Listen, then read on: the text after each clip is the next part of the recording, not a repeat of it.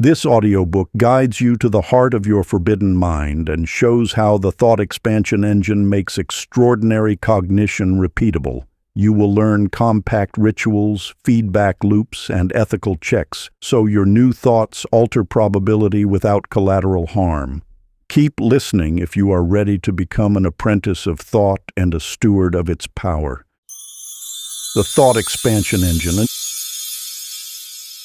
You didn't arrive here by accident. Certain pages find certain souls. If this book found you, be sure to like and subscribe to this channel. I'm giving away a free physical copy of this book, packed with ancient wisdom and timeless insight. The details are in the pinned comment, so don't forget to check it out. Introduction. Every thought you harbor has the potential to reshape your reality. The thought expansion engine isn't some mystical contraption hidden in ancient temples. It's the deliberate programming of your cognitive architecture using time-tested methods combined with modern precision. Think of your mind as a garden. Traditional approaches might have you simply visualizing the flowers you want to grow, but true transformation requires understanding the soil composition, mastering irrigation techniques, and developing a systematic approach to cultivation. This engine works the same way. It pairs timeless wisdom with measurable practices. The journey ahead has three distinct phases. First comes awakening, learning to recognize the raw power of directed thought and attention. Next is deepening, establishing disciplined daily practices that strengthen your cognitive muscles. Finally, mastery, where you become not just a practitioner but a steward of this knowledge, using it in service of others. This isn't about positive thinking or wishful dreaming. Each concept presented here is a laboratory for personal experimentation. You'll maintain a simple journal tracking your thought patterns. You'll conduct micro-experiments in perception and possibility. Most importantly, you'll measure concrete results while maintaining strict ethical guidelines around sovereignty and beneficial impact. The fundamental premise is both humble and revolutionary. By mastering the mechanics of thought through consistent practice and precise symbolic work, you can systematically expand your cognitive range. This isn't about forcing outcomes through sheer will. Rather, it's about aligning your attention, refining your mental models, and establishing feedback loops that naturally shift probabilities in your favor. The tools you'll learn, from basic thought laboratories to advanced symbolic engineering, are designed to transform abstract concepts into practical instruments for positive change. Your strange and powerful thoughts, properly disciplined, become precision tools for creating beauty and serving others. Consider this your initiation into cognitive craftsmanship. The methods are straightforward, but their impact is profound. Part 1. Awakening the Engine. Chapter 1. The Hidden Cog.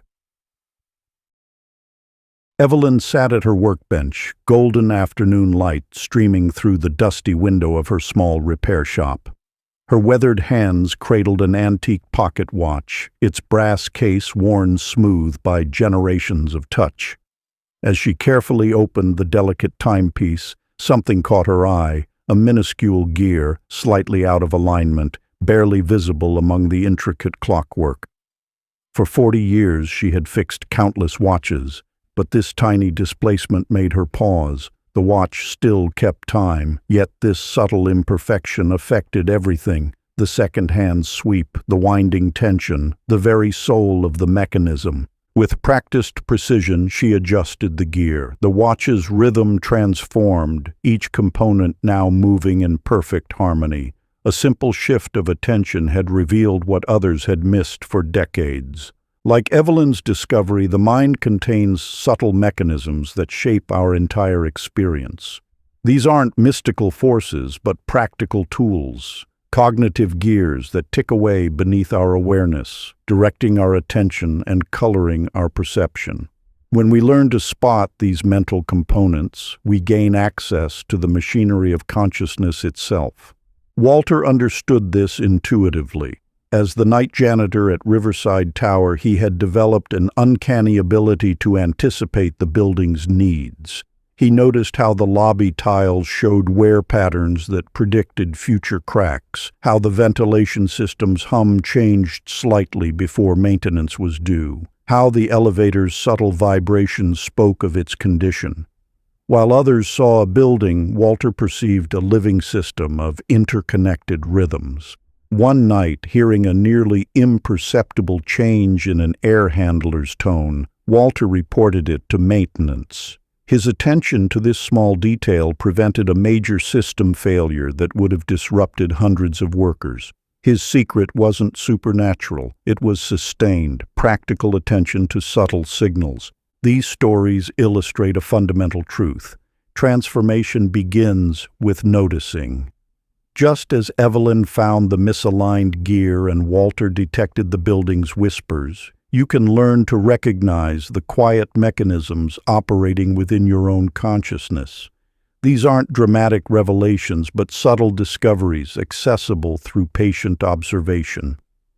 Practice the watchmaker's attention. For the next 7 days, dedicate 3 minutes each morning to this exercise. Find a quiet space and turn your attention inward. Like Evelyn examining the watch's mechanism, scan your inner experience until you notice one small sensation, perhaps a slight tension, a recurring thought, or a subtle emotion.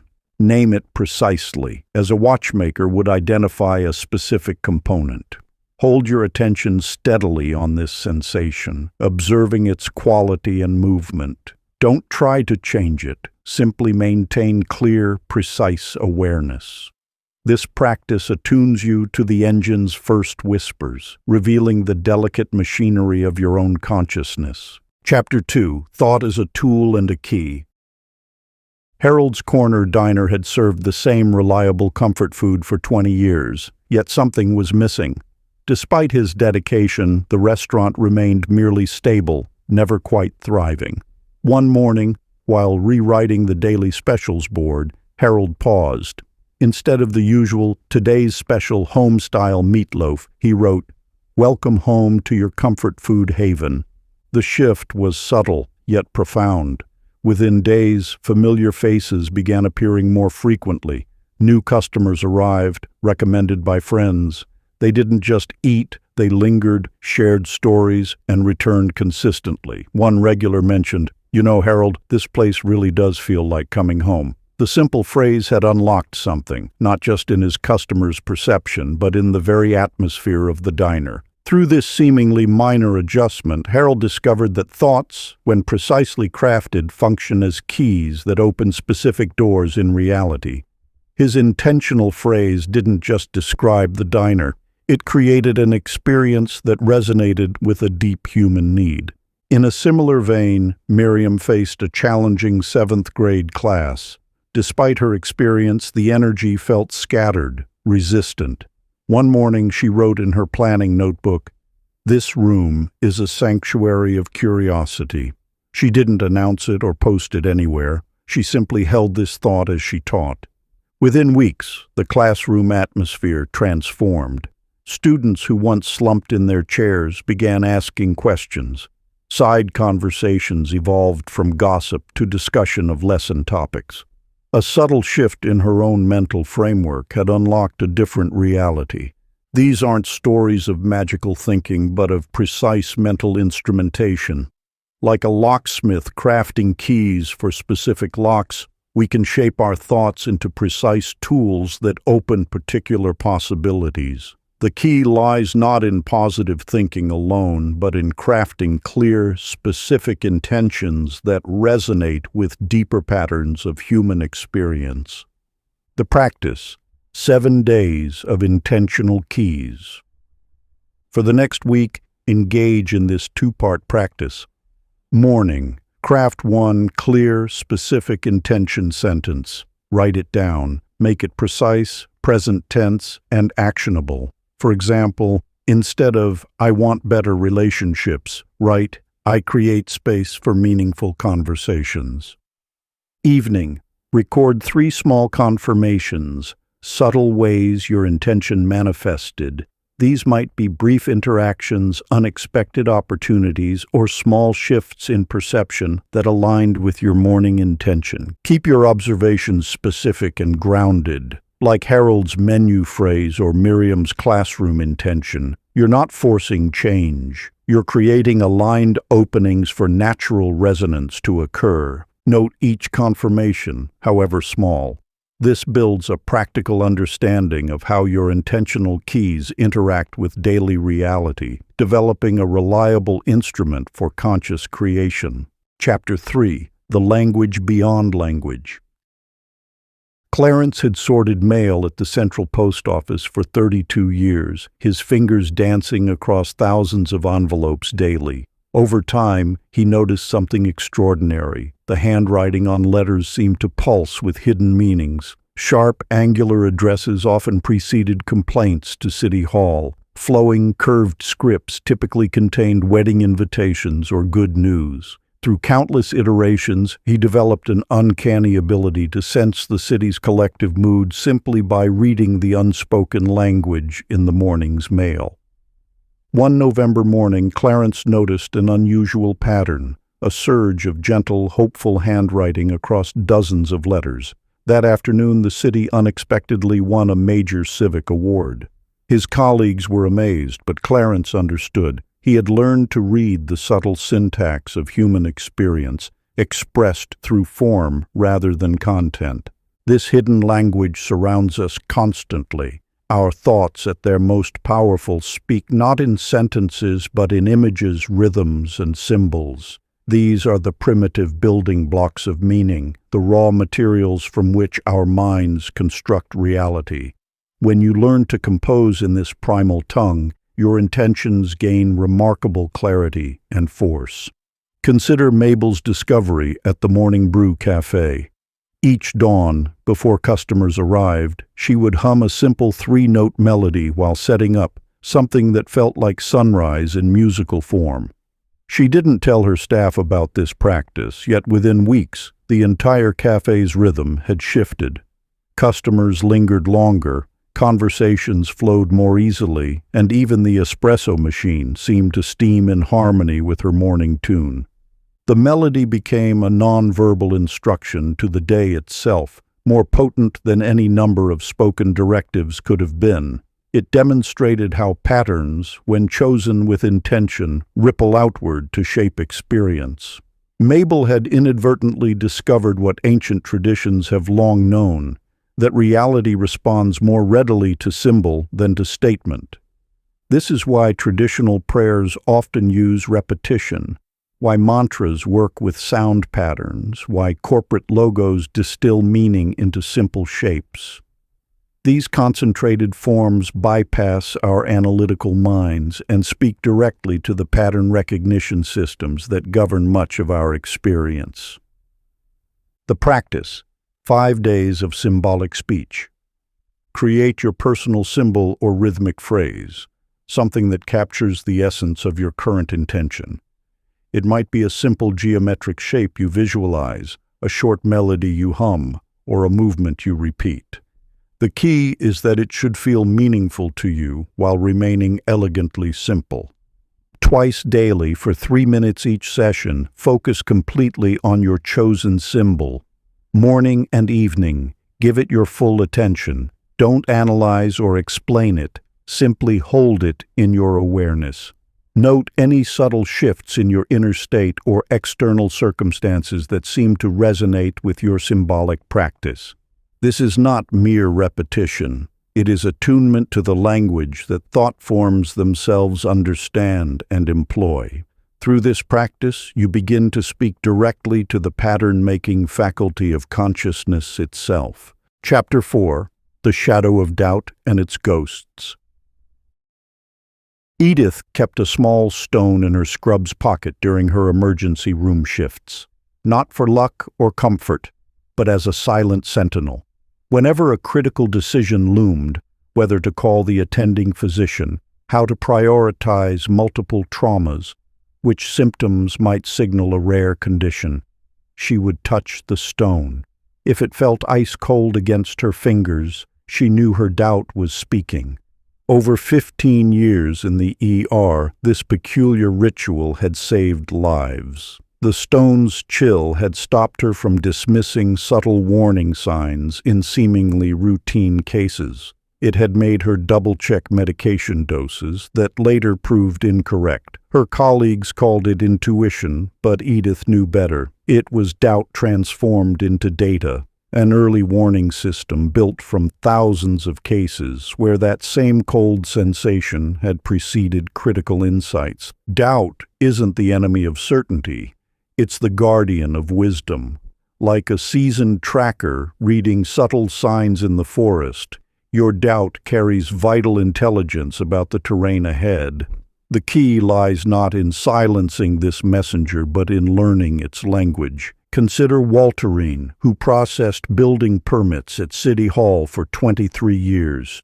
Each time a complex application crossed her desk, her first response was, "I can't approve this." But rather than letting that "can't" become a final verdict, she developed a practice of immediate translation. What would it take to make this work? This simple pivot transformed her department. Instead of being known as the Office of No, they became celebrated problem solvers. When a historic preservation project seemed impossible under current codes, Walterine's reframed question led to innovative solutions that set new standards for urban renewal. The alchemy of doubt begins with recognition. Notice how doubt appears in your body. A tightness, a chill, a whisper of hesitation. These sensations aren't random. They're refined instruments calibrated by experience. Your task isn't to silence them, but to interview them with precision. The practice: 7 days of doubt translation. Each morning, choose one persistent doubt that influences your decisions. Write it down exactly as it appears in your mind. Then, apply the alchemical reframing. First, state the doubt clearly. I can't. Next, translate it to, what would it take to? Finally, identify one tiny concrete action to test the question.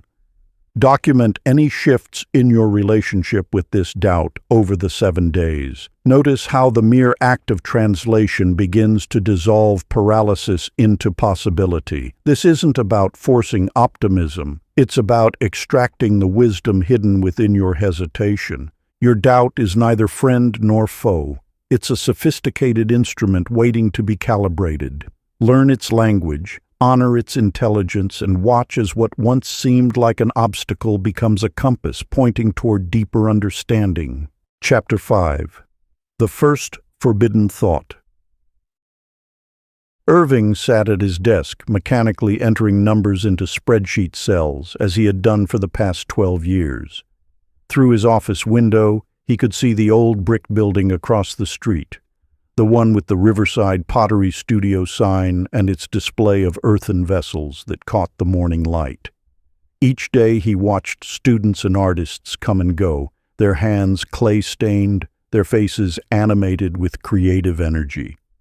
One Tuesday morning, instead of immediately suppressing the thought as he usually did, Irving allowed himself to imagine walking across the street, opening that heavy wooden door, and asking about apprenticeship opportunities. Just for 5 minutes, he let the scenario play out in his mind. The feel of clay between his fingers, the quiet whir of the potter's wheel, the satisfaction of creating something tangible. That brief moment of permitted imagination shifted something subtle but significant. Within a month, Irving had signed up for a weekend pottery class.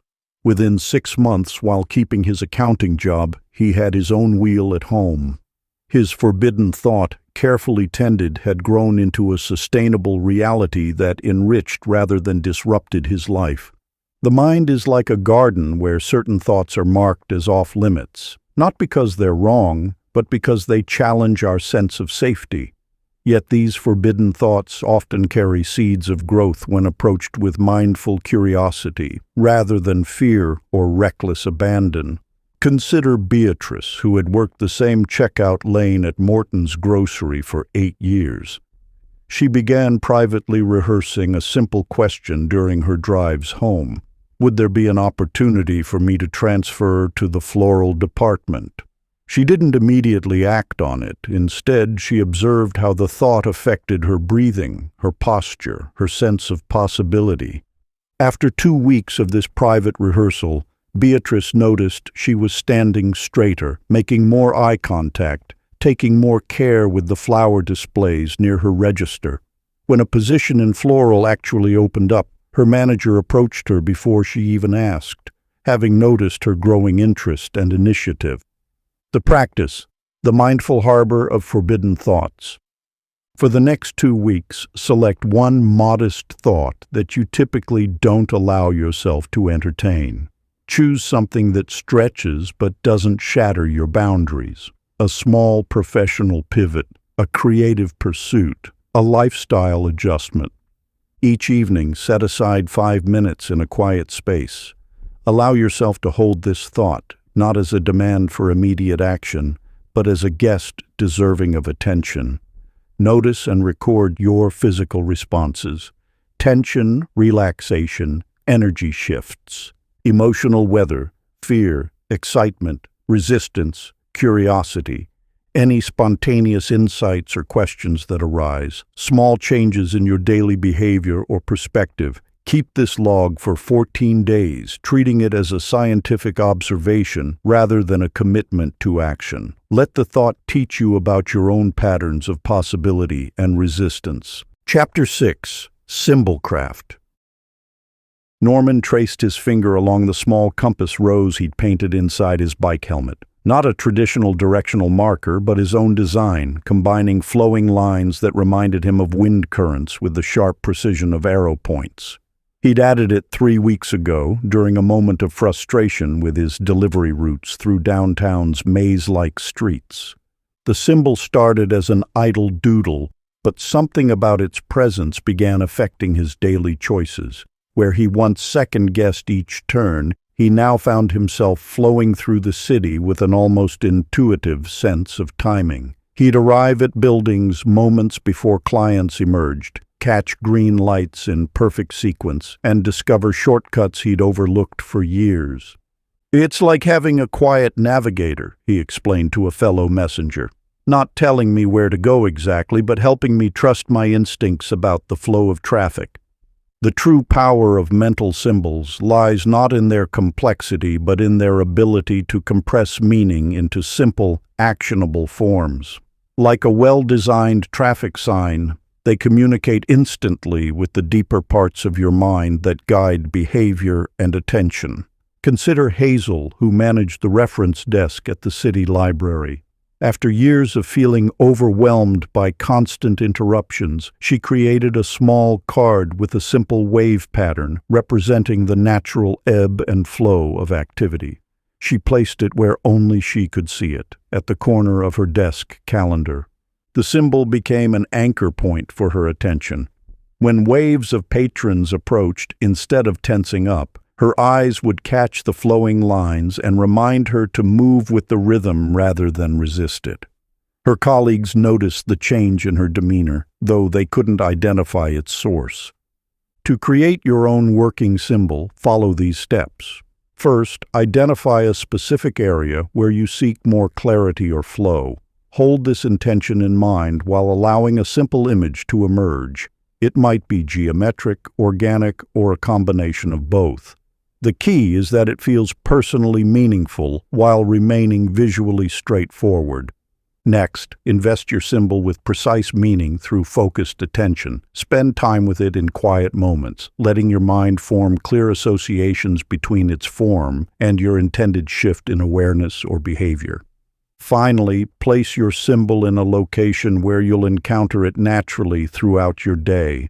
The goal isn't to force attention to it, but to let it work subtly on your awareness, like a tuning fork adjusting your mental frequency. The practice, symbol anchoring. Over the next 10 days, craft one personal symbol that represents a quality or state you wish to strengthen. Keep it simple, something you can sketch in a few strokes. Each morning, spend 2 minutes holding your attention on this symbol while sitting quietly. Throughout the day, notice any shifts in your awareness, decision-making, or emotional state. Record these observations briefly each evening, tracking how your relationship with the symbol evolves. Chapter 7. The Quiet Laboratory of the Imagination. Oscar sat at his desk, fingers hovering over the keyboard as he encountered another puzzling software bug. Instead of immediately diving into the code, he leaned back and closed his eyes. In his mind, he created a miniature simulation, imagining data flowing through the system like water through pipes, watching for where the flow might get blocked or diverted. He'd developed this habit over years of debugging, treating his imagination as a testing environment where he could safely run scenarios before implementing fixes. When a solution felt right in his mental laboratory, it often worked in reality. His colleagues marveled at his efficiency, unaware that each quick fix was preceded by careful inner experimentation. Think of your mind as a preview environment, he'd tell junior developers. Run your tests there first. It's free, and the compile time is instant. This approach transforms imagination from idle daydreaming into a disciplined practice. Each mental experiment follows a simple template. Form a clear hypothesis, visualize a detailed scene, identify a specific sign that would validate the outcome, and carefully observe what unfolds. Florence, a community organizer, applied this same experimental rigor to human interactions. Before meeting with a particularly resistant neighborhood council member, she spent time mentally rehearsing the conversation. In her mind's eye, she explored different approaches, noting which imagined responses felt most natural and productive. When the actual meeting arrived, she observed how elements from her mental rehearsal corresponded to reality. The council member's initial defensiveness softened precisely at the moment she'd anticipated, when she acknowledged his long history of service to the community. This wasn't coincidence. Her inner experiment had helped her identify and prepare for this crucial turning point. The key lies in treating these mental exercises as serious experiments rather than wishful thinking. Each rehearsal should generate specific, testable predictions. Record your hypotheses, document the actual outcomes, and refine your approach based on what you learn. The practice. Mental laboratory protocol. For the next 7 days, design and conduct one focused mental experiment. Choose a specific situation you'd like to influence. Create a clear hypothesis about a potential approach. Spend 5 minutes each morning running this scenario in your mind with vivid detail. Notice sounds, sensations, and specific exchanges. In your journal, record your initial hypothesis, key details from your mental rehearsal, one specific sign that would indicate success, actual correspondences observed throughout the day. Track these elements daily, treating each iteration as data that helps refine your experimental process. Remember, you're not trying to control outcomes, but rather to understand the relationship between inner rehearsal and outer events. This practice builds a bridge between imagination and reality, transforming your mind from a theater of wishes into a laboratory of possibility. Chapter 8. The Mirror of Archetypes. Milton sat in his favorite armchair, surrounded by decades of team photos and trophies when understanding finally dawned. Over 40 years of coaching high school basketball, he'd seen the same characters play out again and again. Different faces, same roles. There was always the natural leader who rallied the team, the perfectionist who stayed late practicing free throws, the joker who kept spirits light during tough losses. But what struck him most was recognizing these same patterns in himself. Depending on what his team needed, he'd shift between the stern taskmaster during crucial practice sessions, the nurturing mentor for struggling players, or the wise elder during life conversations that went far beyond basketball. These weren't just personalities, he reflected. They were tools in my coaching toolkit. When I consciously stepped into the right role at the right moment, everything flowed better. Across town, Evelyn had worked at the public library's youth section for 15 years. She'd always been efficient, but somewhat reserved with the young patrons. After attending a workshop on storytelling, she decided to experiment with consciously embodying the role of guide, inspired by the wise figures in children's literature she loved. She began small, adjusting her posture to appear more welcoming, speaking with gentle authority rather than mere efficiency, asking questions that invited young readers to explore rather than just directing them to specific shelves. She committed to maintaining this shift for 1 month. The changes were subtle but significant. Children who usually rushed past her desk now stopped to share their discoveries.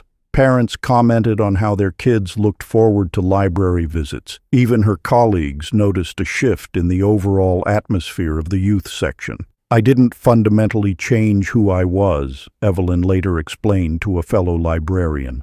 "I simply chose to emphasize certain qualities that were already within me. It was like adjusting the dials on a radio to find the clearest signal." This understanding, that we can consciously work with our inner roles rather than being unconsciously driven by them, opens new possibilities for personal growth and effectiveness. These archetypal patterns aren't masks to hide behind, but rather aspects of ourselves we can mindfully engage with and modify.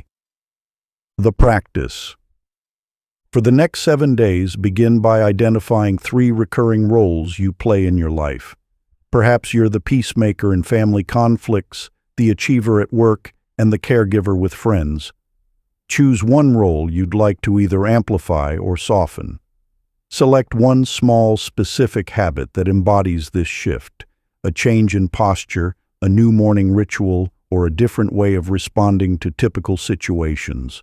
Practice this single habit daily, maintaining awareness of how this role shift affects your interactions and internal state. Keep a simple record of what you observe. Chapter 9. The Sacred Permission. Theodore sat at his kitchen table one autumn morning, pen hovering over a blank piece of paper. After 35 years inspecting postal routes and scrutinizing procedures, retirement had left him feeling oddly constrained. The habits of careful regulation still gripped him, making even small deviations from routine feel forbidden. That morning, something shifted. He began writing what he later called his Charter of Possibilities, a simple private document granting himself permission to imagine different pathways for his remaining years. It wasn't grandiose, rather it was precise and personal, like the inspection forms he'd once filled out. "I, Theodore James Marshall, hereby grant myself the authority to envision and pursue new endings to old stories." The effect was immediate and profound. Within weeks, he found himself volunteering at a community garden, something his former self would have dismissed as too unstructured. He began writing short stories about postal inspectors who moonlighted as mystery solvers. The charter hadn't changed his core nature, it had simply authorized him to explore its edges. Across town at Riverside General Hospital, Virginia Martinez felt trapped in patterns of hesitation. As a nurse's assistant, she saw countless opportunities to improve patient care, but something always held her back from speaking up. One night during her break, she wrote what she called her Covenant of Courage on a small index card. "I grant myself permission to act on behalf of those in my care," she wrote, adding specific authorizations for speaking up in meetings and suggesting improvements to procedures. She carried this card in her uniform pocket, touching it before each shift. The changes began small but accumulated meaningfully. She suggested a more efficient way to organize supply closets. She spoke up during team meetings about patient comfort measures. When a senior nurse dismissed a patient's concerns, Virginia found herself calmly but firmly advocating for further assessment, an action that led to the early detection of a serious condition. The covenant didn't make me a different person, Virginia reflected. It simply acknowledged the authority I already had but hadn't been claiming. The practice. For the next 14 days, craft and engage with your personal permission statement. Begin by writing a clear, specific declaration that grants you authority in areas where you feel restricted. Use language that resonates with your personal truth and carries authentic weight. Each morning at dawn, speak your permission statement aloud. Throughout the day, notice opportunities to act under this new authority. Record one small risk or action taken each evening, a moment where you stepped beyond old limitations. These actions might seem minor to others, but represent significant shifts in your pattern of living. Keep this record for all 14 days, noting how your relationship with permission evolves. Chapter 10. Initiation. Raymond had worked the night shift at Oakwood Office Complex for 15 years, but it was what he did between 3 and 4 a.m. that transformed his understanding of possibility. During this quietest hour, when the building seemed to breathe differently, he established what he called his watchman's vigil. Each night, in the security office overlooking the empty parking lot, Raymond would dim the monitors and sit in contemplative silence. He didn't force thoughts or try to solve problems. Instead, he simply observed, both the building's subtle sounds and the quiet stirrings of his own mind. Strange ideas would surface during these vigils, floating up like bubbles from deep waters. One night, he noticed how the building's HVAC system created different temperature zones, which led him to develop a more efficient patrol route. Another time, he realized how to restructure the key management system, saving hours of administrative work. These insights weren't dramatic revelations. They emerged naturally from the space he created for them. Across town, Lucille's sweet corner had been struggling until its owner discovered her own version of the night vigil. Each evening after closing, Lucille would spend just 5 minutes sitting at her favorite corner table, allowing one new idea to surface about her bakery. She kept the practice deliberately brief and contained. During one such session, she imagined offering mystery boxes of day-old pastries at a discount. Another evening brought the idea of morning delivery routes to local offices. Each small insight was tested carefully the following day. Some ideas failed quietly, while others took root and flourished. The key, Lucille would later say, was keeping the practice small and consistent. 5 minutes of quiet attention, one idea at a time, tested with care. The practice. Find a quiet space as dusk approaches. Create clear boundaries, 30 minutes, no more. Ground yourself with 10 deep breaths. Allow your attention to settle naturally, neither forcing insights nor rejecting what surfaces. If unusual thoughts or images arise, observe them without immediate judgment. Keep a simple journal nearby. Note any sensations, symbols, or ideas that emerge, but don't analyze them in the moment. When the 30 minutes conclude, write down what you experienced. Choose one small, concrete action you can take the next day to test what arose. For the following week, integrate this experience gradually. Each day, take that one small action you identified. Notice any shifts in your daily rhythm or perspective. Record these observations briefly each evening, tracking how the vigil's insights weave into your practical life. Remember, the goal isn't to manufacture dramatic revelations, but to create a contained space where subtle insights can surface naturally and be tested carefully in the light of day. Part 2. Deepening the engine's work. Chapter 11. Feedback Loops of the Forbidden Mind. In the quiet back room of his downtown print shop, Silas kept a peculiar notebook. For 30 years, he'd printed thousands of postcards, from wedding announcements to business promotions, but it was his meticulous tracking of which cards prompted responses that revealed patterns others missed. Silas noticed that postcards with certain phrases consistently generated more calls. Limited time performed worse than special invitation. Cards with questions outperformed statements. Deep blues drew more responses than bright reds. Each observation led to small adjustments, and those adjustments compounds into significant results. The secret, Silas would tell his apprentices, isn't in guessing what works. It's in watching what actually happens and adjusting accordingly.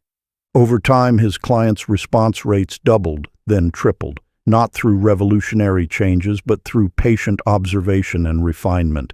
Each small success reinforced the next experiment, creating an upward spiral of improvement. Across town, Hattie discovered a similar principle behind the wheel of her rideshare vehicle. After 5 years of driving, she began experimenting with different greeting styles, carefully noting passenger reactions and tips. She found that "good morning, welcome aboard" received polite nods, while "great to see you today" sparked genuine smiles. A simple "how's your day treating you" often led to meaningful conversations. Most importantly, she tracked these responses in a small notebook between rides. Week by week, Hattie's tips increased. Not dramatically at first, just 50 cents more per ride. But these small gains accumulated. More importantly, her job satisfaction grew as she refined her approach based on real feedback rather than assumptions. The practice: choose one modest thought or behavior you wish to adjust. Perhaps it's starting conversations differently, like Hattie, or tracking responses to your ideas, like Silas. Create a simple feedback loop. Every morning, write down the specific change you're implementing. During the day, watch for one clear sign that indicates how this shift is being received. Each evening, take 3 minutes to record 3 specific observations about what happened. Additionally, reinforce your chosen shift with 2 daily affirmations, one upon waking, one before sleep. These should be simple statements acknowledging your commitment to this practice and noting any small victories. Throughout the week, maintain your notebook entries. Look for patterns in the responses you receive. Use these patterns to make small refinements to your approach, just as Silas adjusted his postcard designs and Hattie refined her greetings. Remember to focus on observable feedback rather than assumptions. Let the evidence guide your adjustments. Small, consistent improvements supported by real-world feedback create lasting change. Chapter 12. The Alchemy of Belief and Evidence. Amos ran his calloused hand across the fresh-cut pine, noting how each knot and grain told a story. After 30 years of carpentry, he'd learned to see patterns where others saw problems. When a client canceled a major renovation, instead of viewing it as a setback, he noticed how it freed up time to complete 3 smaller projects that led to glowing referrals. He kept a small notebook where he recorded these apparent coincidences. A delayed lumber delivery that allowed him to discover a better supplier. A miscalculation that revealed a more efficient cutting technique. Each entry reinforced his growing conviction that setbacks often concealed opportunities. This practice of reframing transformed his work. When faced with complex projects that once would have intimidated him, Amos now drew confidence from his collection of documented successes. His reputation grew not just for craftsmanship, but for taking on challenging jobs others avoided. Across town, Nora sat at her desk, staring at a missed invoice that had initially filled her with dread.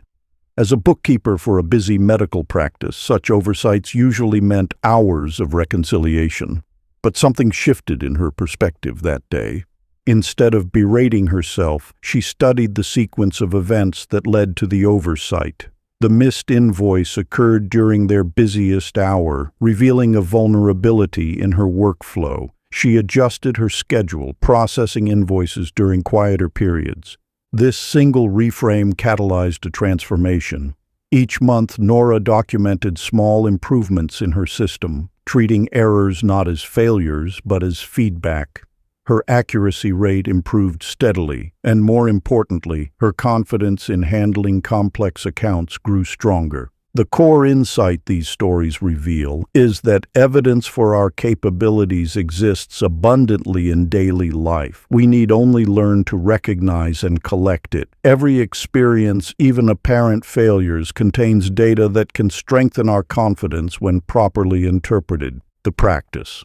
Each evening before sleep, pause to record one small confirmation that supports your chosen belief. Perhaps it's a task completed with unexpected ease, a positive comment from a colleague, or a moment of clarity during a challenge. Write it down with specific detail. Then, select one seemingly contradictory episode from your day. Rather than letting it erode your confidence, rewrite it as instruction. Ask, what did this moment teach me? How might this apparent setback actually serve my growth? Maintain this practice for 14 consecutive nights. Watch how these small pieces of evidence, carefully collected and reframed, begin to shift your deep beliefs about what's possible. Let this gentle accumulation of proof build naturally, without forcing conclusions.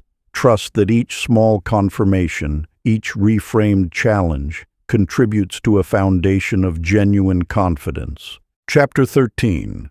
Thought Experiments That Reshape Fate. Percy sat in his dimly lit basement, surrounded by the gentle hum of his amateur radio equipment.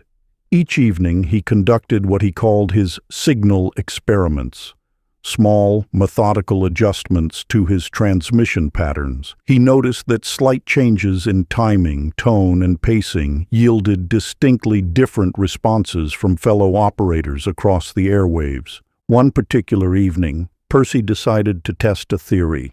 Instead of his usual rapid-fire style, he introduced micro-pauses between transmissions. To his amazement, operators who normally gave brief replies began engaging in longer conversations. These small adjustments created spaces for connection he hadn't anticipated. Through careful observation, Percy discovered that successful communication wasn't just about the message itself, but about the subtle patterns that carried it.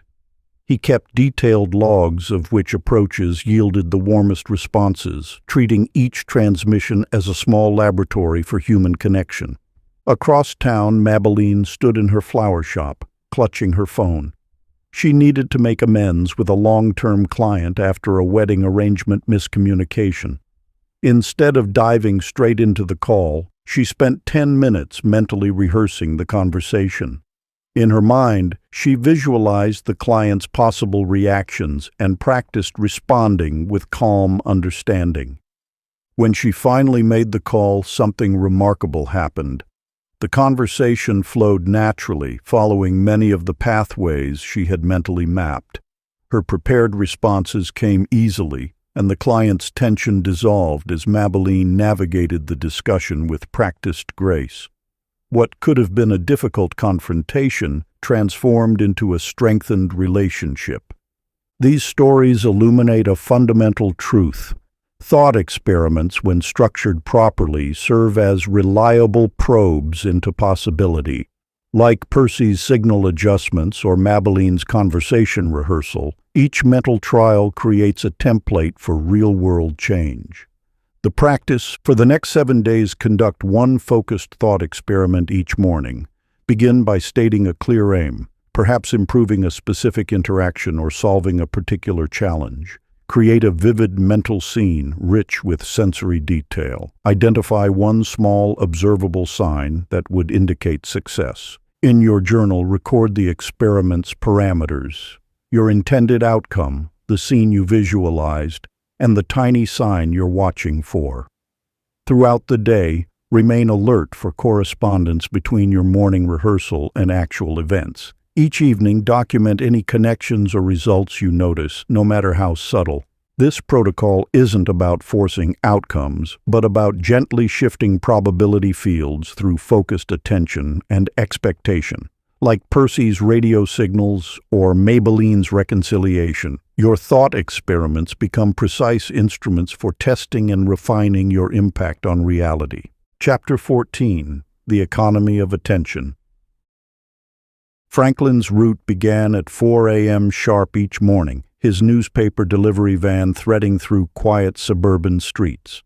Over 15 years of deliveries, he'd noticed something peculiar. The way he handled those first 90 minutes of his route seemed to ripple through his entire day. When he scattered his attention, rushing between stops and letting his mind wander, the rest of his day felt fragmented and draining. But on mornings when he moved with deliberate focus, treating each delivery like a meditation, his energy remained steady well into the evening. Franklin started treating his attention like his gas tank, a finite resource that needed careful management. He mapped out his route to minimize distractions, grouping deliveries by neighborhood and maintaining a steady rhythm. He noticed his mind was sharpest in the pre-dawn quiet, so he used this time to mentally prepare for upcoming family events or plan home repairs.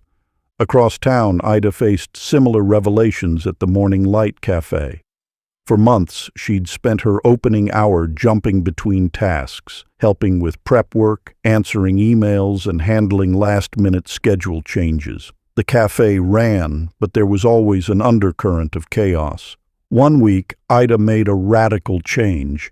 She dedicated her first hour solely to focused planning, reviewing staffing, anticipating rush periods, and mapping out potential challenges.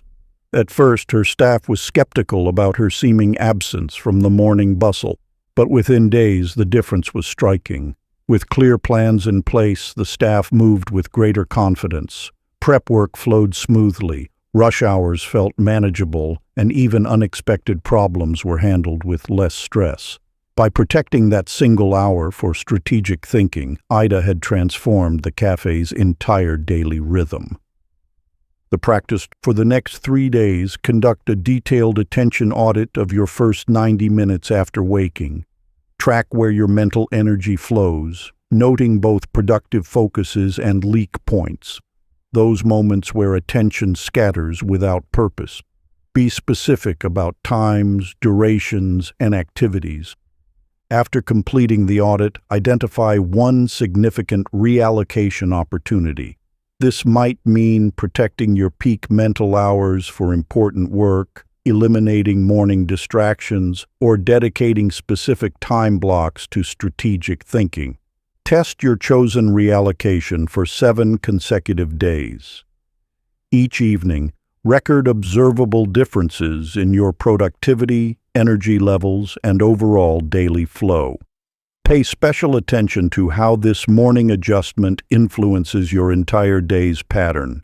Like Franklin's deliberate route management or Ida's protected planning hour, this practice reveals how strategic attention investment in your day's opening chapter yields compound returns as hours unfold. Chapter 15: Conversing with the Deep Mind. Wallace had spent 30 years maintaining industrial machinery, yet his most valuable repair technique had nothing to do with wrenches or diagnostic tools. Each evening before leaving the factory floor, he'd stand before a troubled machine, carefully formulate one specific question about its malfunction, and then go home. The next morning, often during his first cup of coffee, a clear image or thought would surface, showing him exactly where to look or what to adjust. "It's like having an invisible senior mechanic on call," Wallace would tell the apprentices. "But you have to ask precise questions and then actually listen for the answer." Once, faced with an irregularly vibrating conveyor belt, he asked, "Where is the imbalance originating?"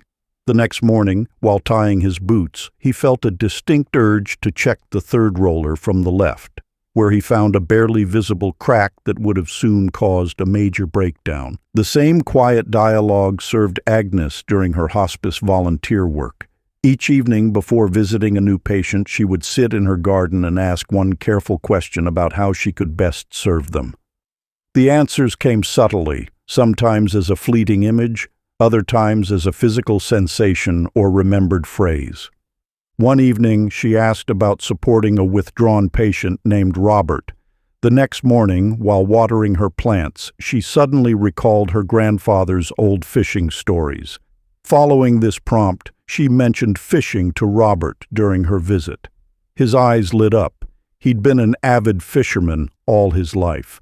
This simple connection opened hours of meaningful conversation during his final weeks.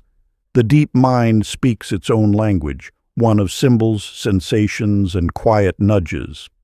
But it responds most clearly to focused inquiry. Like tuning a radio to receive a specific frequency, the art lies in asking clear, single questions and remaining receptive to answers that may come in unexpected forms. The practice. Each evening for the next 10 nights, follow this dialogue protocol.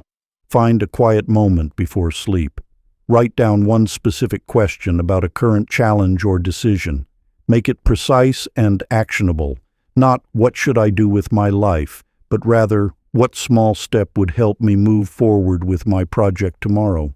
Sit in silence for 5 minutes after asking your question. Notice any images, physical sensations, or fragments of thought that arise, but don't strain to force an answer. Record these impressions, however subtle they may seem. The next day, act on one small piece of guidance you received, even if it seems modest or unclear at first. Notice what unfolds. This might be as simple as checking a particular detail, making a specific call, or adjusting your approach in a subtle way.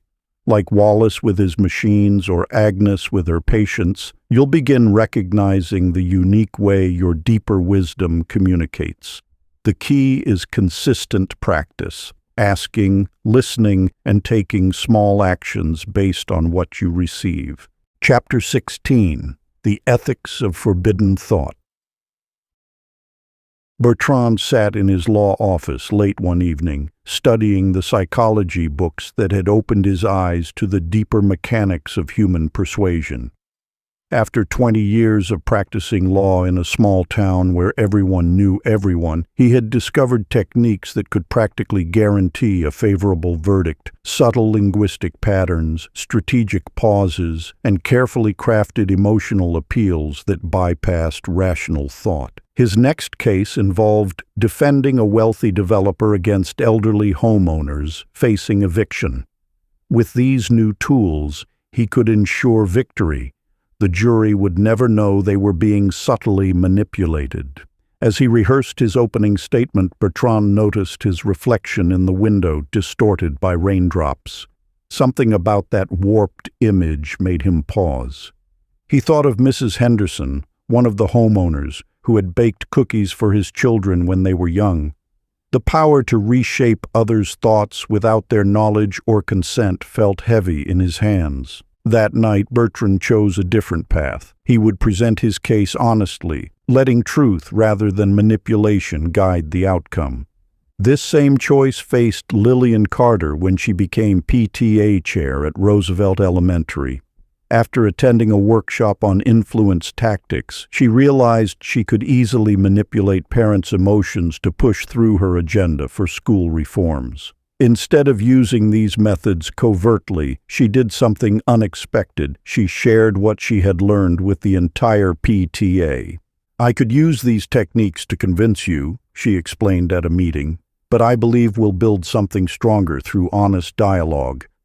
This transparency initially slowed progress as parents debated more openly, but it led to genuine consensus and lasting changes that the whole community supported. Over the next year, parents who had once been skeptical became her strongest allies, not because she had manipulated them, but because she had respected their autonomy enough to choose transparency. The reforms they eventually implemented weren't exactly what Lillian had initially envisioned, but they were more robust because they emerged from authentic collaboration. Both Bertrand and Lillian discovered that expanded mental capabilities require heightened ethical awareness. Power without compassion becomes manipulation. Influence without transparency erodes trust. Change without consent creates resistance. The true test isn't what we can do with these tools, but what we choose not to do. The practice. For the next 14 days, craft and use this simple ethical framework for expanded thought. Write a 4-line statement addressing sovereignty, respecting others' right to choose. Non-coercion, avoiding manipulation. Transparency, being honest about methods. And beneficence, ensuring actions serve the greater good. Each morning, recite your ethics statement and use it as a checkpoint before any significant mental practice or experiment. Chapter 17. Mapping Cognitive Territories. Chester hunched over his drafting table, carefully sketching the flow of foot traffic through Pioneer Square. After 15 years as a municipal planner, he had learned that cities were living organisms, their patterns shifting like slow-moving rivers. Each morning he would walk the streets before dawn, noting where people naturally gathered, where they avoided, and how invisible currents of human movement shaped the neighborhood's evolution. One autumn morning, Chester noticed something peculiar. Though no official changes had been made, people had started cutting through an abandoned lot between Main and Cedar Streets. Within weeks, informal pathways appeared in the dirt, creating an organic grid that perfectly solved a transit bottleneck his department had struggled with for years. Instead of fighting this natural pattern, Chester incorporated it into his infrastructure plans, leading to a popular pedestrian corridor that saved the city millions in complicated rerouting schemes. Through patient observation and light-touch intervention, Chester learned to read and respond to the city's unconscious wisdom. His maps became more than technical documents. They were living portraits of human behavior, revealing where small changes could yield the greatest impact. Across town, Eudora Martinez faced a different kind of mapping challenge in her hair salon. After 12 years of back-to-back appointments, she felt creatively drained. One Sunday evening, instead of her usual scheduling routine, she took out a blank piece of paper and drew her week as a visual landscape. Peaks of high energy, valleys of depletion, and hidden pockets of unused time. The exercise revealed patterns she had never noticed. Her Wednesdays, though packed with appointments, actually contained 3 30-minute gaps that dissolved into mindless phone scrolling. Her Tuesday mornings, which felt rushed, had a natural lull between 10 and 11 a.m. when her mind was sharpest. Eudora began treating these discoveries like valuable real estate. She protected her Tuesday morning creative window for experimenting with new styling techniques. She combined her Wednesday gaps into a 90-minute block for advanced training with her junior stylists. Within a month, these small realignments sparked a renaissance in her work. Her clients noticed the fresh energy in her designs, and her staff began contributing innovative ideas during their dedicated learning time.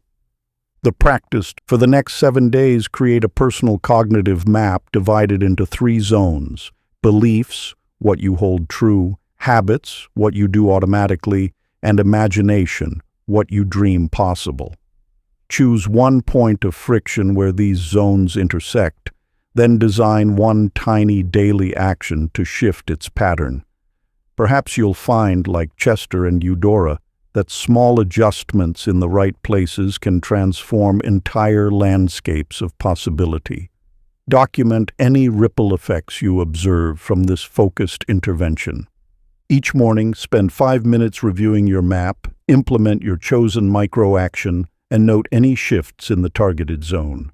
Remember that, like city planning or salon scheduling, the goal isn't to force change, but to discover and work with the natural patterns already in motion. Chapter 18. Rituals of Rewiring. Rufus sat at his kitchen table each morning, the brass bell from his piano tuning days resting before him like an old friend. After 40 years of bringing music into tune, retirement had left his days feeling discordant. One autumn morning, remembering how the strike of A440 had always centered him before work, he lifted the bell and rang it once, letting its pure tone fill the room. The simple act stirred something in him. The next day he rang it again, this time closing his eyes and feeling the vibration fade. By the 3rd day, a small ritual had emerged. Wake at 7, make tea, sit in his favorite chair, and ring the bell 3 times, letting each tone dissolve completely before the next. Within weeks, this modest ceremony had become his day's foundation. The clear notes seemed to tune not just the morning air, but his entire outlook. His neighbors even began setting their watches by it, the reliable chime becoming a quiet cornerstone of their shared routine. Across town, Beulah managed the kitchen at Sunshine Day Care, where chaos often reigned supreme. After 20 years of feeding little ones, she noticed how transitions, especially the morning arrival, set the tone for entire days. One Monday, she gathered her young charges in a circle before breakfast, teaching them a simple gratitude song while holding hands. The first attempt was messy, with squirming bodies and scattered attention. But Beulah persisted, keeping the ritual brief, just 3 minutes, and exactly the same each day. By the second week, children were arriving early to join the circle. Parents reported their kids practicing the song at home. Most remarkably, the post-circle breakfast time, once a hurricane of spilled milk and scattered Cheerios, transformed into a relatively peaceful meal. The core teaching emerged from these stories. Rewiring habits requires neither force nor complexity, but rather dignity and precision. Small, well-crafted rituals, a bell rung with presence, a circle formed with care, create anchor points around which new patterns naturally crystallize. The key lies in choosing ceremonies that resonate personally and performing them with consistent reverence. These anchors work best when they engage multiple senses and maintain strict brevity. A morning ritual might combine a specific phrase with a physical gesture and a sensory cue, perhaps 3 deep breaths while holding a smooth stone and silently reciting, "I begin anew." The timing should be exact, the sequence unvaried, the dedication quiet but complete. Practice it. For the next 21 days, choose one 3 to 5 minute morning ritual and perform it with unwavering consistency.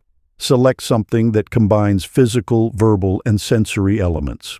Document subtle changes in your daily rhythm and emotional baseline. Like Rufus's bell or Beulah's circle, let this small ceremony become a tuning fork for your days. Chapter 19. The Mirror Practice.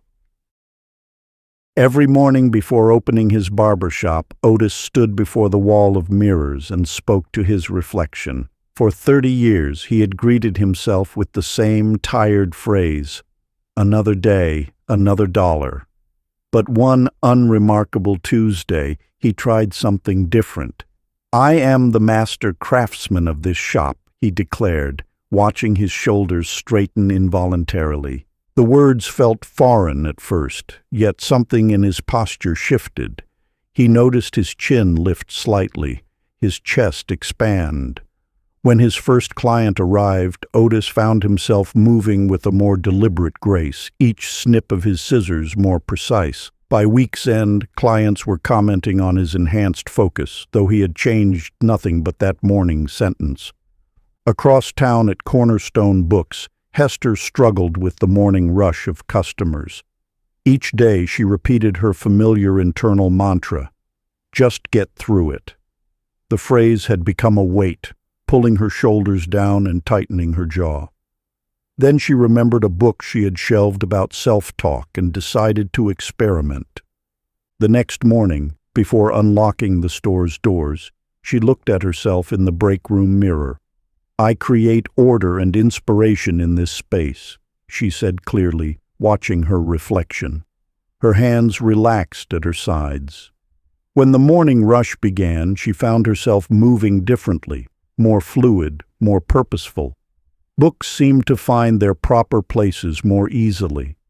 Customers responded to her altered presence, lingering to chat about recommendations. This simple practice of mirror witnessing operates as a powerful tool for identity reconstruction.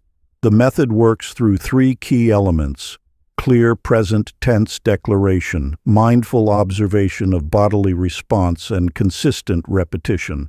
When you speak a new truth to your reflection, your nervous system responds immediately with subtle shifts in posture, breath, and muscle tension. These physical changes, when noticed and reinforced daily, gradually reshape your self-image and habitual ways of being. The key lies in choosing statements that feel both aspirational and authentic. Not false affirmations, but emergent truths you're ready to embody. Speak them in present tense, with simple, direct phrasing. Then observe your body's response without judgment, noting any shifts in breathing, tension, or alignment. Practice. For the next 10 days, establish a 5-minute morning mirror practice. Stand before a mirror at the same time each day. Choose one sentence that names a quality you wish to embody. Something simple like, "I move with grace," or "I speak with wisdom." Speak it clearly while maintaining eye contact with your reflection. Note any physical sensations or shifts in your journal.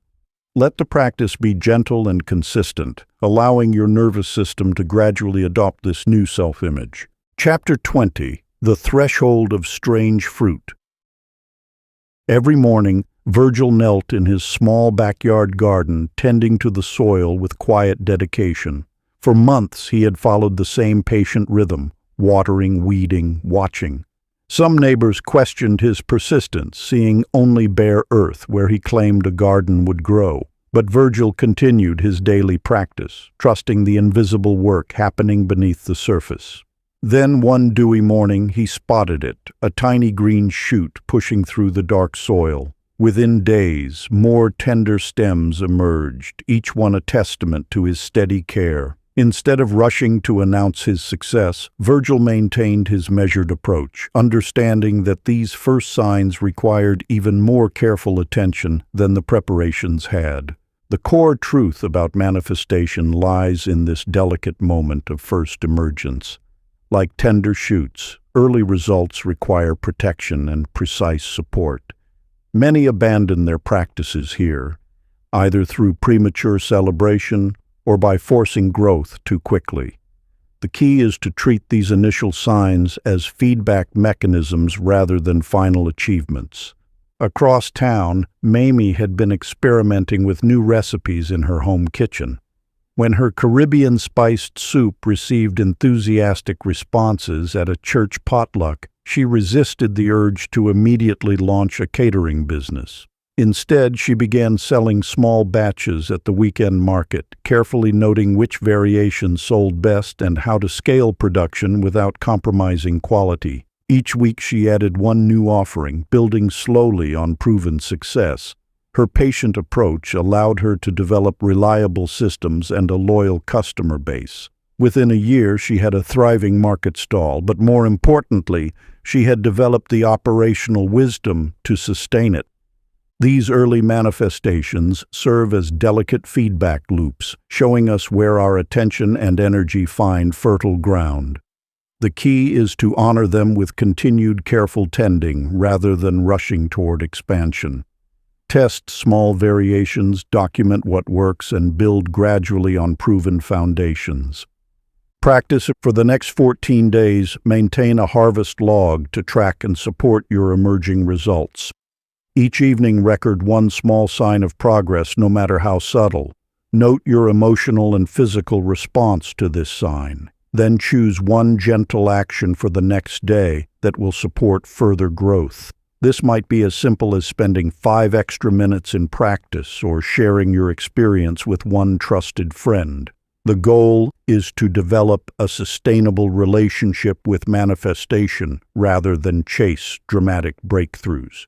Keep your log simple but consistent. Focus on small, observable shifts rather than dramatic changes. This creates a reliable feedback system that helps you recognize patterns of effective action while avoiding the common pitfalls of premature scaling or neglect of early success. Part 3. Mastery of the Expansion Engine.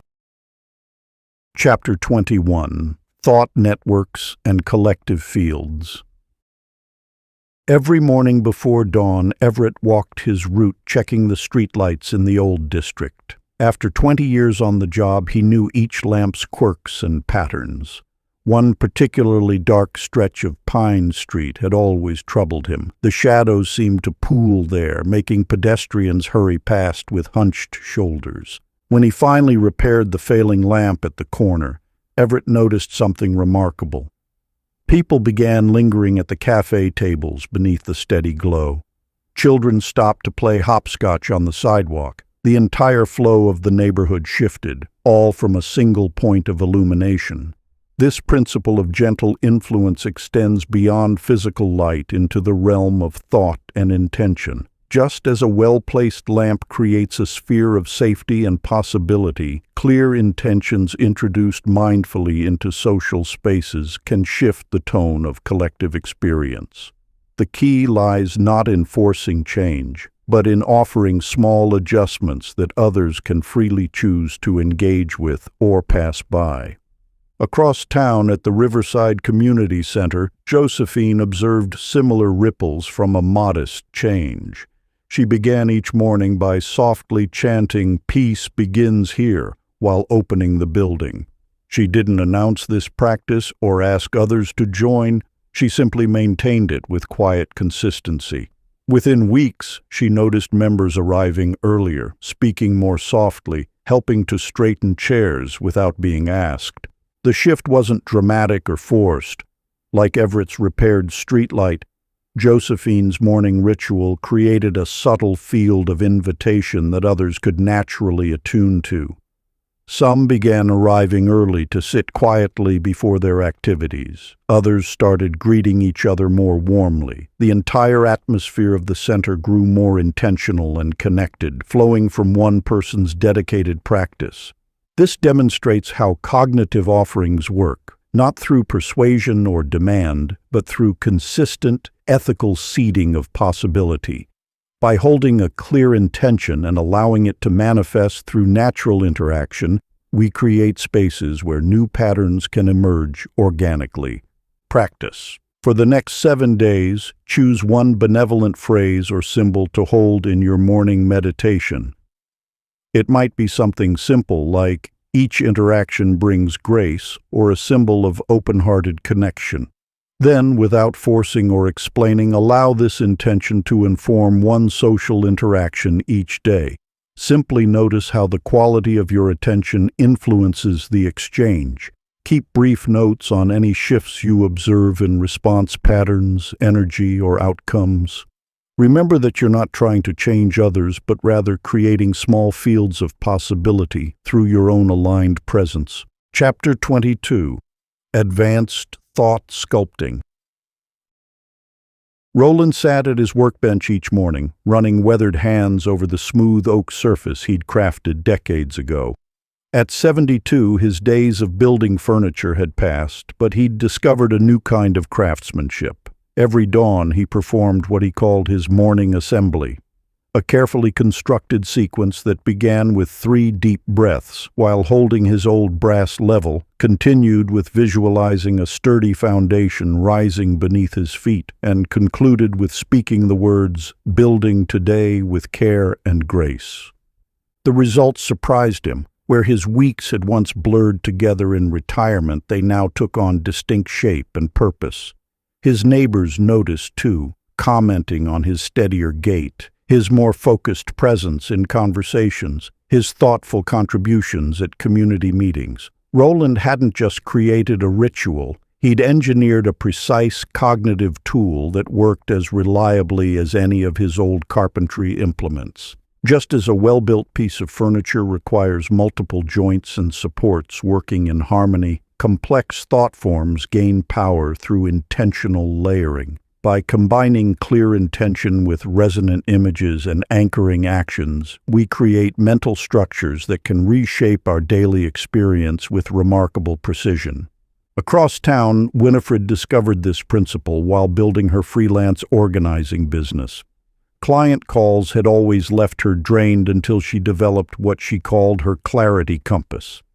Before each call, she would touch a small crystal paperweight while picturing a bright room with open windows, then trace a circle on her desk while silently stating, "Clear paths emerge naturally." Within weeks, her consultations became more focused, with clients reaching solutions more quickly and booking her services more consistently. The key to crafting effective multi-part thought forms lies in careful iteration and measurement. Each element, whether an image, phrase, or gesture, should reinforce the others while maintaining simplicity and ease of use. Like a master craftsman testing joints before assembly, we must verify that each component serves the whole. Practice. Over the next 10 days, construct and test your own layered thought form. Begin by writing a clear intention statement. Add 2 supporting images that naturally extend this intention. Finally, include 1 simple physical action or phrase that anchors the whole. Spend 5 minutes each morning rehearsing this sequence. In your journal, compare the results to previous experiences with simpler, single-part intentions. Note any differences in clarity, duration, and practical effect on your daily experience. Chapter 23. Turning Resistance into Compass. Felix had spent 30 years under the hoods of cars, but it was the engines that wouldn't cooperate that taught him the most valuable lessons. One autumn morning, a pristine Mercedes rolled into his shop with what the owner described as just a tiny tick. Most mechanics would have changed the oil and sent it away, but Felix had learned to trust resistance when it spoke. Hour after hour, he followed that faint tick through the engine's chambers. Each dead end led him to listen more carefully, to adjust his approach. When he finally traced it to a hairline crack in the cylinder wall, a problem that would have eventually led to catastrophic failure, he realized that the tick wasn't an annoyance. It was the engine's way of pointing toward truth. This kind of mechanical resistance never lies. It simply waits to be understood, offering precise coordinates to those patient enough to decode them. Just as an engine's irregular sound contains exact information about its needed repair, our daily frictions carry specific data about what requires attention in our lives. Across town, Mabel encountered a similar lesson at her alteration shop. A particular dress kept catching in her sewing machine, creating an irregular stitch that forced her to restart multiple times. Rather than forcing the fabric through or blaming the machine, she slowed down. She noticed the snag happened at exactly the same point in each attempt. By investigating this precise resistance, she discovered a subtle tension imbalance in her machine's upper thread. One small adjustment solved what could have become hours of frustration. What Felix and Mabel both discovered was that resistance serves as a sophisticated guidance system when we learn to read it properly.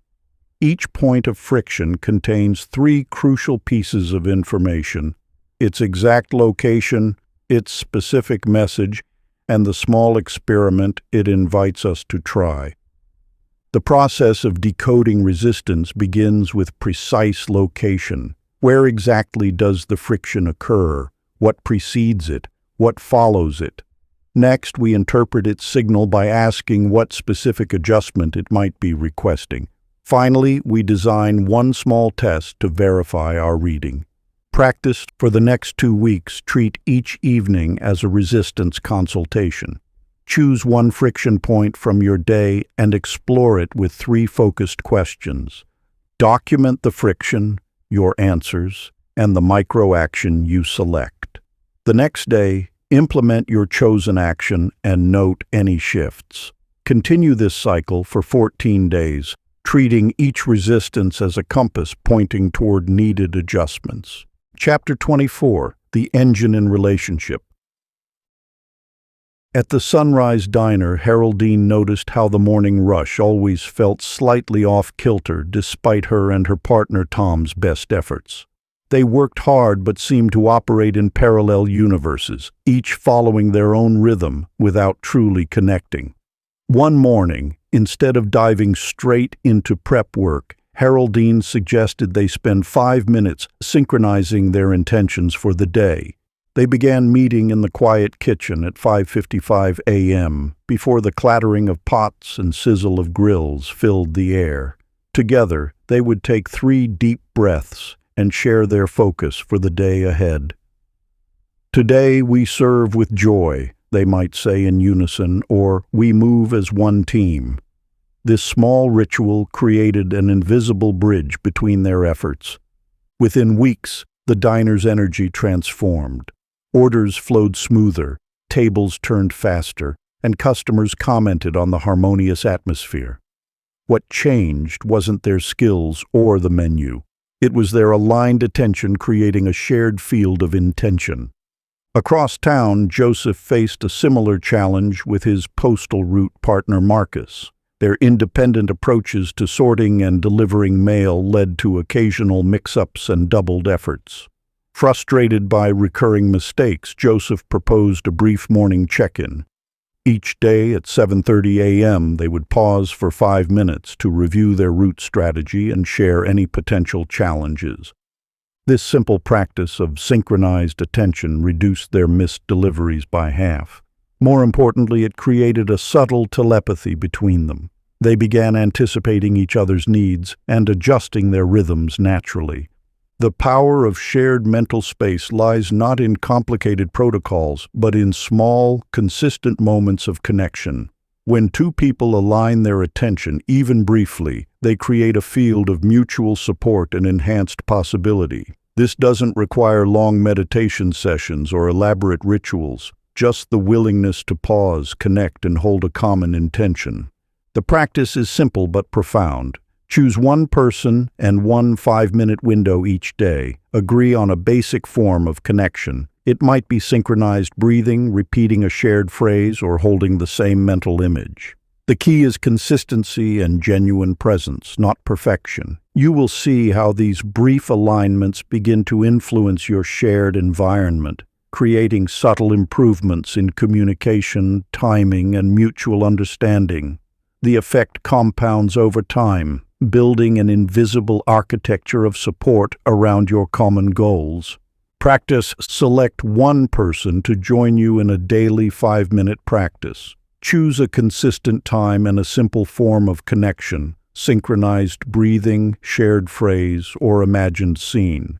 Maintain this practice for 7 consecutive sessions, noting any shifts in your interaction quality, communication ease, or shared accomplishments. Chapter 25. Prosperity as a Thought Craft.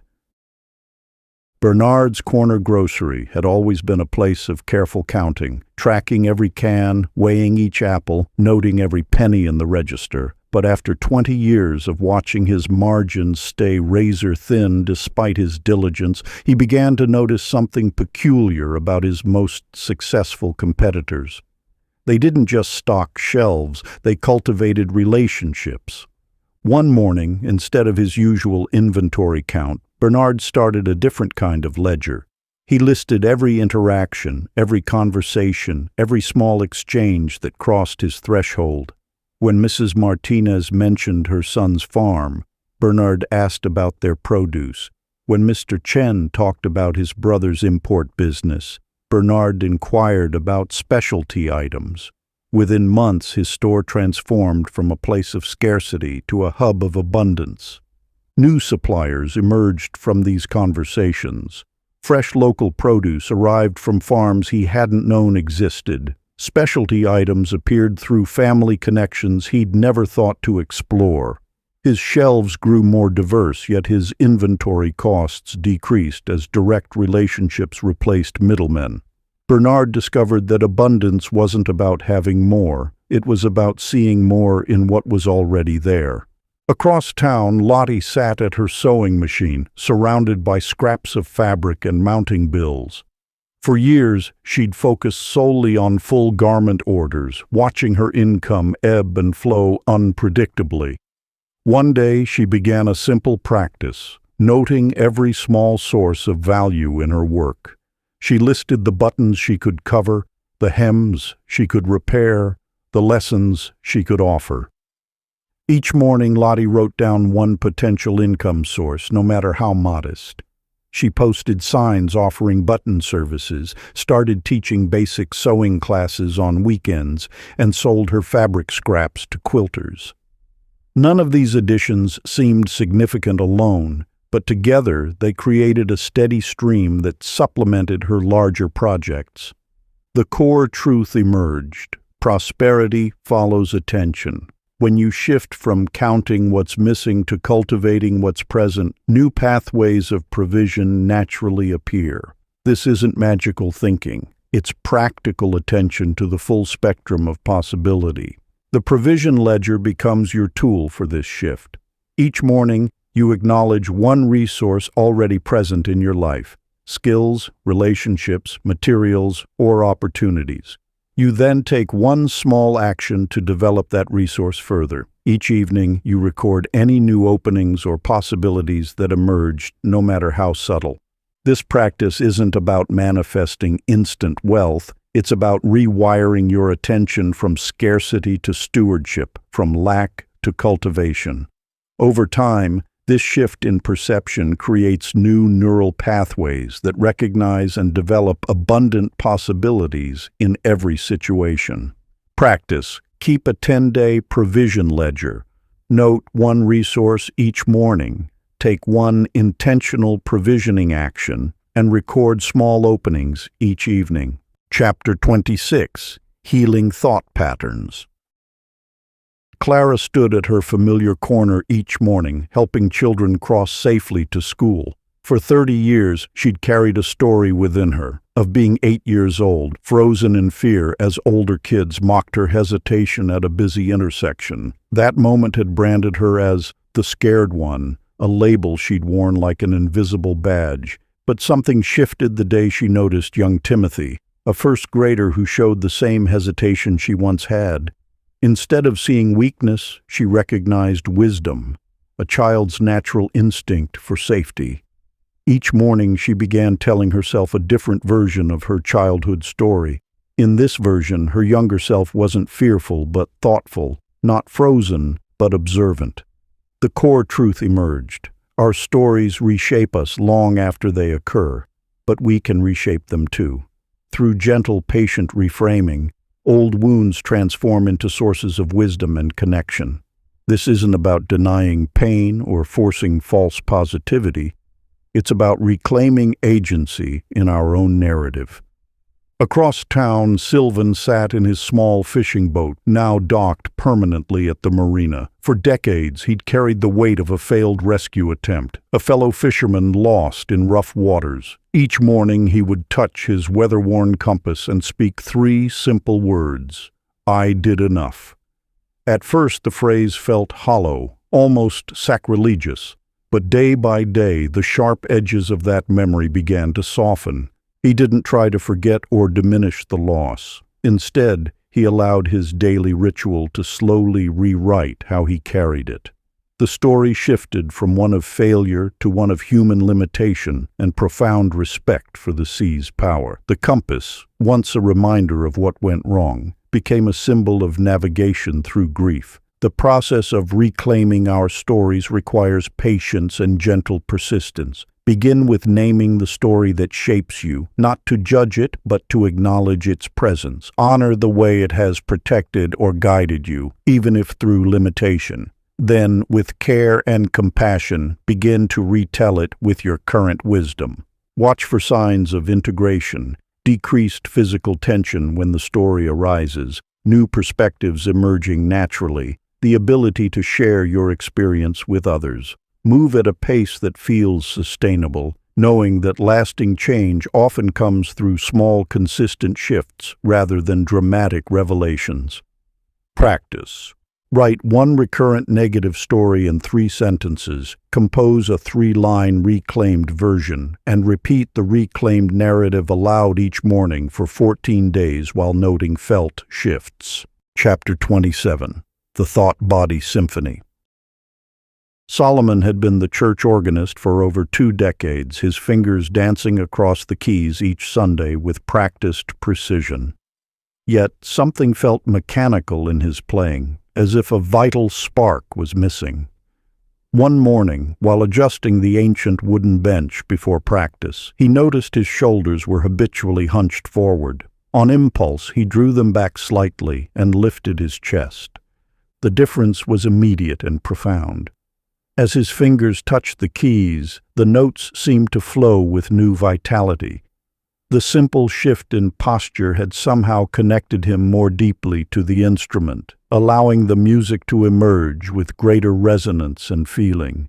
What had been technically correct now carried genuine emotion.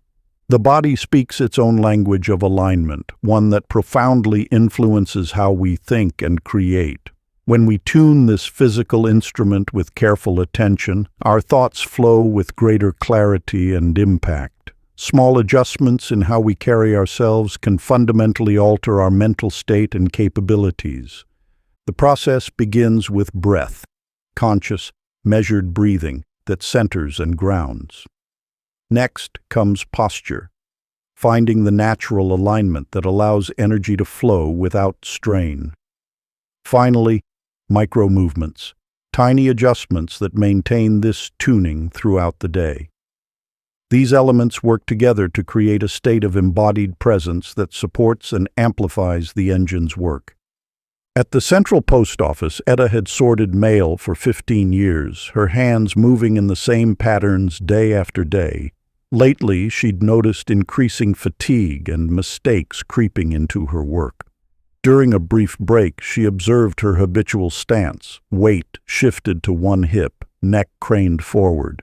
Remembering advice from a physical therapist, she adjusted her feet to shoulder width, engaged her core slightly, and allowed her spine to lengthen.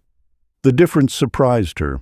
Not only did the sorting feel more effortless, but her mind seemed clearer, more focused. She found herself completing her tasks with greater accuracy and less mental strain. What had begun as a physical adjustment had somehow tuned both body and mind for better performance. This calibration need not be complex or time-consuming. A simple daily practice of 3 minutes can create profound shifts in how we operate. Begin by settling the breath, finding a natural rhythm that calms and centers. Then establish upright posture, allowing the spine to find its natural alignment without forcing or straining. Finally, hold your chosen symbol in mind while maintaining this physical tuning. Practice. Perform a 3-minute alignment each morning. Settle your breath, find upright posture, and hold your symbol. Record any noticed increases in clarity or ease over 10 days. Chapter 28. The Ethics of Influence and Freedom. Maud had worked at the Millbrook Public Library for 23 years, carefully curating the collection and defending intellectual freedom. When a wealthy patron offered to triple the library's budget in exchange for removing certain controversial books and monitoring patron reading habits, she felt her heart sink. The proposal came during a difficult budget year when every dollar mattered for keeping the doors open. For 3 days, she carried the weight of this decision. She thought about the programs they could fund, the new materials they could purchase, the building repairs they could finally complete. But each time she imagined implementing the suggested monitoring system, something deep within her recoiled. On the 4th morning, she declined the offer with gentle firmness. "A library must remain a sanctuary of free thought," she wrote in her response letter. In the months that followed, community members, learning of her choice, began making small donations and volunteering their time. The library not only survived, but thrived through organic support rather than controlled patronage. At the bustling farmers' market, Rufina noticed other vendors using misleading signs about their produce's origins. She could easily do the same, claim her vegetables were fully organic when only some qualified, or label everything local when certain items came from further away. The practice seemed common enough, and customers rarely questioned it. She prepared such signs one evening but couldn't bring herself to display them. Instead, she created detailed, honest labels showing exactly where each item came from and how it was grown. Initially, sales dropped as customers gravitated toward seemingly better deals. But gradually, people began returning, appreciating her transparency. They asked questions about growing methods and seasonal variations. Within months, She had built a loyal customer base who trusted her completely. These stories illuminate a crucial truth. Ethical influence respects autonomy while pursuing positive impact. Before any attempt to shape outcomes, we must weigh three essential factors. Impact, what effects will this have?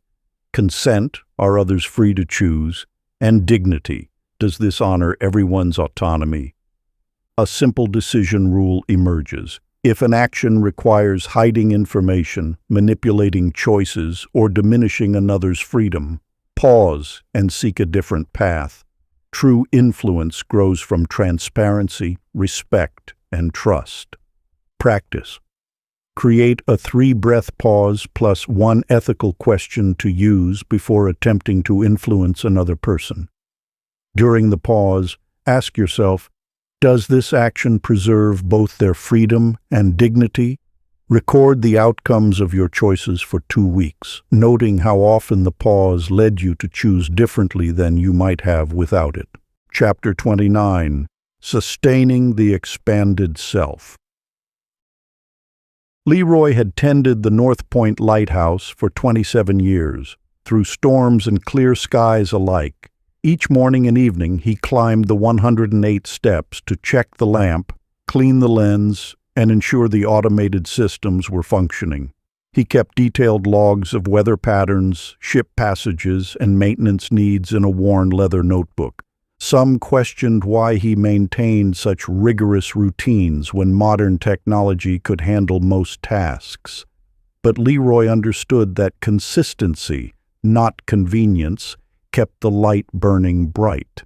Through his modest, twice-daily practice, he caught small issues before they became emergencies. His careful attention meant ships had never lost their way during his watch. In the quiet village 40 miles south, Hilda had been delivering babies for over 3 decades. Each morning she reviewed her medical supplies and emergency protocols. Every Sunday evening she studied one new technique or research paper. Monthly, she reflected on challenging cases and documented lessons learned. When younger midwives asked about her remarkable record of successful deliveries, Hilda would smile and share her secret. It's not about knowing everything at once. It's about adding one small thing to your practice each month, then tending it like a garden. The engine of expanded thought requires similar faithful tending. Just as a lighthouse beam must pierce fog night after night, and a midwife must be ready for any birth, your cognitive practice needs regular maintenance to remain reliable and strong. The architecture of maintenance is simple but profound. 2 daily anchors, 1 weekly audit, and 1 monthly reflection. Your daily anchors might be a morning visualization and an evening review. The weekly audit examines what worked and what needs adjustment. The monthly reflection allows deeper integration of lessons learned. This rhythm creates sustainability. Rather than exhausting yourself with intense but sporadic efforts, you build lasting change through gentle, consistent tending. Like Leroy's lighthouse routine or Hilda's medical preparations, this maintenance structure turns expanded thought from an occasional visitor into a trusted companion. Practice. Draft a 30-day maintenance plan that includes 2 daily practices, morning and evening, 1 weekly review session, 1 monthly reflection period.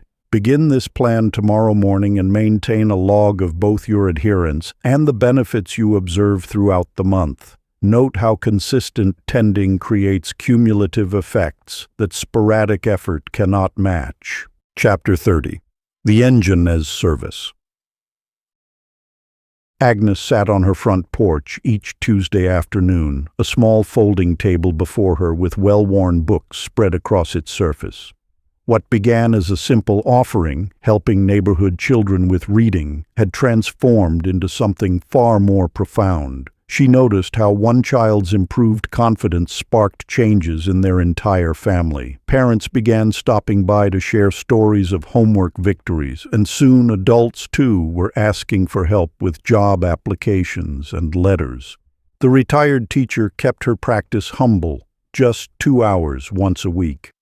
But like ripples in a still pond, the effects spread outward. Gardens grew neater as neighbors spent more time outside during reading hours. Porches that had been empty for years suddenly hosted conversations. The block's rhythm shifted, becoming more connected, more alive. The core truth emerged clearly. Expanded thought finds its highest purpose not in personal gain, but in service to others. When we master these tools of consciousness, we inherit a responsibility to share them wisely, creating spaces where others can grow. This doesn't require grand gestures. Small, consistent offerings often catalyze the most sustainable change. Across town, Lionel discovered this same principle in his auto repair shop. For 30 years, he'd developed a methodical approach to diagnosing engine problems, a combination of careful listening, systematic testing, and what he called mechanical meditation. When a local youth program asked him to host some teenagers, he hesitated but agreed to share his basic diagnostic ritual. To his surprise, the teenagers resonated deeply with his structured approach. They appreciated how he treated each car with respect, how he taught them to listen before acting, to understand before fixing. Several students began spending their free afternoons at his shop. 2 eventually enrolled in technical school, citing those early lessons as their inspiration. This illustrates how personal practice, when shared generously, can multiply its impact. Lionel didn't set out to become a mentor. He simply offered what he knew, creating space for others to discover their own path. The key to service lies in its simplicity. Start with what you know well. Choose a modest scope. Create clear boundaries. Offer consistently. Watch for natural expansion opportunities, but never force growth. Let your expanded awareness guide you toward what your community genuinely needs. Practice. Design one modest service action that you can perform within the next 7 days. This might be sharing a practice you've mastered, offering focused attention to someone who needs it, or providing practical help using your skills. Choose something small enough to complete but significant enough to matter. Perform this action within 7 days, maintaining awareness of both the immediate experience and any ripple effects that follow. Record your observations, noting how service both extends and deepens your own practice. Conclusion. Through 30 years as the town's clockmaker, Edwin had learned that the most precious mechanisms required patient stewardship. Now, as he reviewed his journal filled with experiments and observations from working with the thought expansion engine, he recognized the same truth. Like the delicate balance wheels and springs he tended daily, this cognitive technology needed consistent, humble attention to maintain its precision and purpose. Each morning, Edwin set aside 15 minutes before opening his shop to review one small section of his notes. He noticed how his early awkward attempts had gradually refined into clearer patterns. The doubts that once clouded his mind had transformed into useful data points. Small successes had built upon each other, not through dramatic leaps, but through steady, measured practice. His maintenance routine remained simple. 10 minutes of morning symbol work, a brief midday check-in with his chosen archetype, and an evening review of one observed correspondence. Each week he spent 30 minutes evaluating his experiments, noting what worked and what needed adjustment. Monthly he reflected on broader patterns and refined his approach. The ethics statement he'd crafted hung unobtrusively in his workshop: to expand with care, to influence with consent, to serve with humility, to grow with others. These words guided his choices, especially when working with customers. He found himself listening more deeply to their needs, offering suggestions rather than assertions, and creating space for their own insights to emerge. His chosen act of service emerged naturally from this practice. Once a month, he began hosting a timekeeper's circle in his shop. Here he shared simple maintenance principles, both for watches and for attention, with anyone interested in learning. He kept the group small and the focus practical, teaching through demonstration rather than lecture. Some came for the watch repair tips, others for the cognitive tools, but all left with a deeper appreciation for the art of careful tending. The engine had become neither a secret to hoard nor a power to wield, but a quiet technology of care. Its true value lay not in the changes it could force, but in the possibilities it could nurture when applied with patience, ethics, and steady attention to detail. Looking at his workbench, where both timepieces and thought forms awaited their daily tending, Edwin felt the familiar satisfaction of an artisan in his element. Each small adjustment, whether to a gear or to a mental pattern, contributed to a larger harmony. The work continued not toward some final mastery, but in ongoing apprenticeship to the craft of conscious expansion.